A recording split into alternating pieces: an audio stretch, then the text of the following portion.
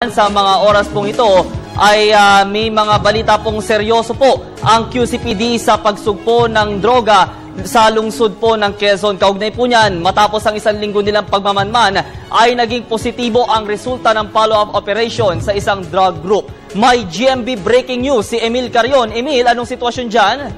Ngayon kasalukuyan ay nag-accounting na ang mga kagawad ng SOCO at ng QCPD DAID at ng command group ng Karingal dito nga sa droga o pinaghihinalaang shabu na nalambat dito sa panulukan ng West Avenue at Times Street.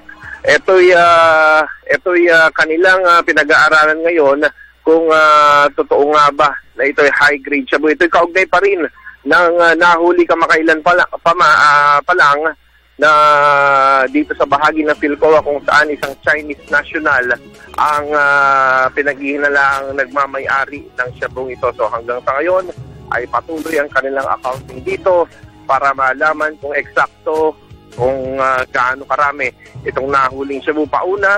Sa pauna impormasyon ay 15 kilos itong nahuling pinaghihinalaang shabu at 75 million pesos ang estimated na price. So yung presyo kung ito ay ibebenta patingi-tingi ng mga pusher ng shabu. Pansamantala, yan muna ang ating breaking news. Balik sa'yo, Julius. Alright, maraming salamat sa iyo, Emil Carion.